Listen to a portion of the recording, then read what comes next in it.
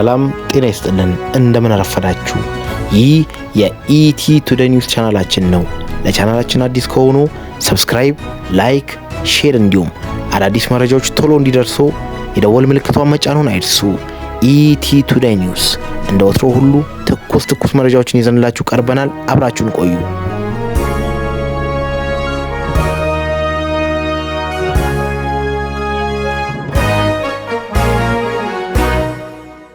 ሌተናንት ጀነራል ታደሰ የትግራይ ክልል ጊዜያዊ አስተዳደር ስልጣን በጉልበት እየተያዘ ነው አሉ። ማክሰኞ ዕለት በተደረገው የትግራይ ክልል ቀድሞ ምክር ቤት ስብሰባ በፕሬዝዳንትነት የተመረጡት ዶክተር ደብረጽዮን ገብረ ሚካኤል የሚመራው ካቢኔ ስብሰባ ማድረግ መጀመሩን ተከትሎ ሌተናንት ጀነራል ታደሰ የወረደ ጊዜያዊ አስተዳደሩ ስልጣን በጉልበት እየተያዘ ነው አሉ። ትግራይ ክልል ከ6 ዓመት በፊት በተናጥል ባደረገው አወዛጋቢ ምርጫም የተቋሙ ምክር ቤት በዚህ ሳምንት የክልሉ ፕሬዝዳንት አድርጎ የሾማቸው ዶክተር ደብረጽዮን የመጀመሪያ ጊዜ ካቢኔ ስብሰባቸውን ዛሬ አርብ ሚያዝያ 30 2018 ዓ.ም ማካሄድ ጀምሯል። ምክር ቤቱ ወደ ስራ እንዲመለስ ያደረገው ህዝባዊ ወያኔ ጦርነት ኃይል ትግራይ ዛሬ ባወጣው መግለጫ ትግራይ መንግስት ካቢኔ የመጀመሪያ ስብሰባ ማካሄዱን አስታውቋል። ምክር ቤቱ በማክሰኞ ዕለቱ ስብሰባው ዶክተር ደብረጽዮን ስራ አስፈጻሚ ምክር ቤት አስፈላጊውን ማስተካከያ በማድረግ ስራቸውን እንዲያከናውኑ ውሳኔ ማስተላለፉን አስታውቋል። በጸደቀው ውሳኔ መሰረት የተሾሙት ፕሬዝዳንት ይህንን የሚያደርጉት ስራ አስፈጻሚ ምክር ቤት አስፈላጊውን ማስተካከያ ማድረግ የስራቸውን እየሰሩ እንዲቆዩ እስከ ቀጣዩ ምክር ቤት ጉባኤ ድረስም መሆኑን ገልጿል። በህወሓት የፌስቡክ ገጽ ላይ የተጋሩት ምስሎች እንደሚያሳዩት ከሆነ በዚህ ስብሰባ ላይ ጊዜያዊ አስተዳደር ምክትል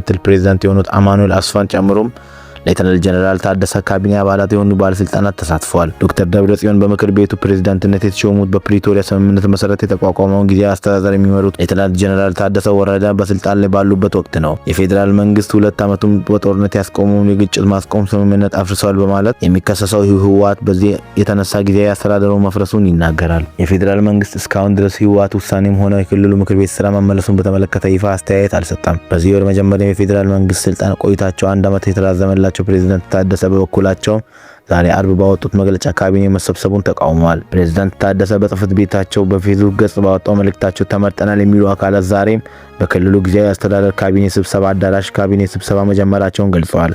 የካቢኔ ስብሰባው የተካሄደ ባለው በጸጥታ አካላት ጥበቃ የተደረገ መሆኑንም ጠቅሰዋል። እነዚህ አካላት በአመራርነት የተመረጡት ችግሩ በውይይትና በጋራ መግባባት እንዲፈታ የቀረበውን ጥሪ ጎን በመተው ያንንም በማድረጋቸው እንደሆነ ማንሳት ወቅሰዋል። ይህን አይነቱ ውይይት አስፈላጊውን ሆነ አይነቱን እርምጃ ተከትሎ ሊያመጣ የሚችለውን ጉዳትና መዘዝ ለማስቀረት ሲባል ጥረት እየተደረገ መሆኑን አስረድተዋል። የካቢኔ ስብሰባ መጀመሩን ተከትሎ በዛሬው ቀን የቀጣይ አደገኛ መንገድ የተጀመረበት ዕለት የሚያደርገውን መግለጽን አሳስበዋል።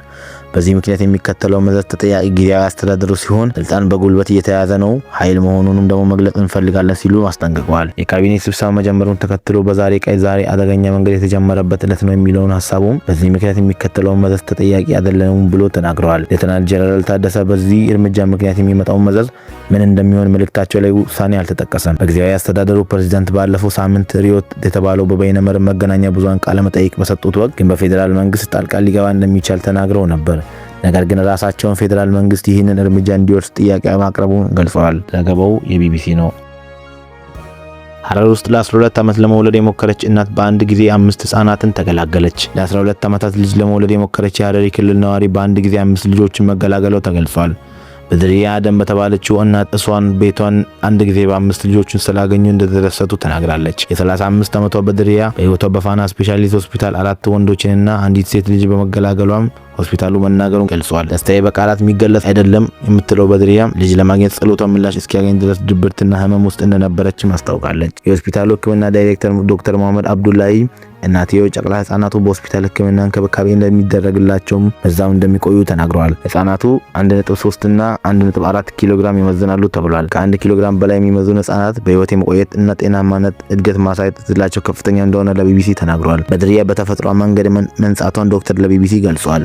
በተፈጥሮ 5 ዓመት ልጆችን መጸነስ እድሉ ከ55 ሚሊዮን ሰዎች ውስጥ አንድ ጊዜ የሚያጋጥም ነው ተብሏል። በድሪያ ማክሰኞ ምሽት ልጆቿን በቀዶ ህክምና መውለዷን ዶክተር መሐመድ ተናግረዋል። በእርግዝናዋ ወቅት መደበኛ የህክምና እንክብካቤ ስታገኝ እንደነበረም ከአንድ በላይ ልጆችን እንደጸነሰች ተነግሯታል። ሙሉ ህክምና እርዳታ አግኝታለች ያሉት ዶክተር ደግሞ ደስተኛ እንደሆነች ገልጸዋል። በመጀመሪያ 4 ህጻናት እንዳረገዘች ተነግሯት ነበር። ቢሆንም ግን ስትወልድ 5 መሆኗን ገልጻለች። ለአንድ ልጅ ብቻ ይጸልዩ አላህ ግን 5 ሰጠኝ ስትል ልጅ ለማግኘት ረጅም ጊዜ በተጠባበቀችበት ወቅት ግን ምን እንደተሰማት ተናግራለች። ባለቤቷ ከሌላ ጋር ብቻ እንደወለደና ልጁም ከነሱ እንደሚኖር ገልጻለች። ሌላኛዋ ልጅ ስላለን በቂ እንደሆነና መጨነቅ እንደሌለብኝ ነግረኝ ነበር። ነገር ግን መንደሩ በሙሉ ልጅ መወለድ አለመቻሌ ሲጠራጠር በውስጤ እየተሰቃየሁ ነበር ብላ ተናግራለች። ባለፈው ጊዜ ያሳለፍኩት ነገር እንደ ሩቅ ህልም ይሰማኛል። ለማስታወስ እንኳን አልፈልግም ስትል አክላለች። ለ12 ዓመታት አሳልፍ ያለው ራሴን ደብቅ ያለው ልጆችን ለማግኘት ያለማቋረጥ ጸልይ ነበር በማለትም በመጨረሻም አላህን ሰምቶኛል ብላ አመስግናለች። ገበሬ እንደሆነች ገልጻም ቤተሰቧ እንዴት እንደምታስተዳድር እርግጠኛ እንዳልሆነች ተናግራለች። ነገር ግን አላህ በማህበረሰቤና በመንግስት በኩል በድጋፍ እንደሚሰጠኝ አምናለሁ ብላ ተናግራለች። አምስቱም ልጆች ዮናኢፍ፣ ኡማር፣ ሙዚል፣ ናዝራና ኢንሳር የሚል ስም ወጥቶላቸዋል። ዘገባው የቢቢሲ ነው። ትራምፕ የአውሮፓ ህብረት ከአሜሪካ ጋር በተደረገው ንግድ ስምምነት እንዲያጸድቅ የመጨረሻ ቀነ ገደብ ሰጡ። የአውሮፓ ህብረት በአሜሪካ ላይ የጣለውን ግብር እስከ ሐምሌ 4 ድረስ ወደ ዜሮ ካላወረደ በህብረቱ ላይ በጣም ከፍ ያሉ ታሪፎችን እንደሚጥሉ ፕሬዝዳንት ዶናልድ ትራምፕ አስጠነቀቁ። ትራምፕ ይህንን ያሉት ከአውሮፓ ኮሚሽን ፕሬዝዳንት ኡርሱላ ቫን ዳየር ጋር በስልክ ግንኙነት ካደረጉ በኋላ ነው። እንደ ትራምፕ ገለጻ ከሆነ ህብረቱ እስከ አሜሪካ 250ኛው ዓመት ልደት በዓል ድረስ ጊዜ እንደተሰጠውና ይህ ካልሆነ ግን የሚጣልባቸው ታሪፍ በፍጥነት ወደ ከፍተኛ ደረጃ እንደሚጨምር ከኮሚሽነሯ ጋር ተስማምተዋል። ቫን ዳየር በበኩላቸው ደግሞ ህብረቱ የትራምፕን ቀነ ገደብ ከማቋቱ በፊት በታሪፍ ቅነሳ ላይ ጥሩ ለውጥ እያሳየ ነው ብለዋል። ይህ ከሆነ ከሰዓታት በኋላም አሜሪካ የንግድ ፍርድ ቤት ትራምፕ በበርካታ ሀገራት ላይ ጣሉት 10% ታሪፍ በአሜሪካ ንግድ ህግ መሰረት ትክክል እንዳልሆነ የሚገልጽ ውሳኔ አስተላልፈዋል። ይህ ውሳኔ ወደፊት ፍርድ ቤት ክርክሮች እንዲያደርጉና ሊደረግ ይችላል ተብሎም ተገልጿል። ቫን ዴር ሌየን እና ትራምፕ የንግድ ስምምነት የተፈራረሙት ባለፈው ዓመት ሐምሌ ላይ ነበር። ረቡዕ ዕለት በአውሮፓ ህብረት ህግ አውጪዎች መንግስታት መካከል በተደረገው ውይይት ያለ ስምምነት መጠናቀቁን ተከትሎ ግን ስምምነቱ ተግባራዊ ለማድረግ የተደረገው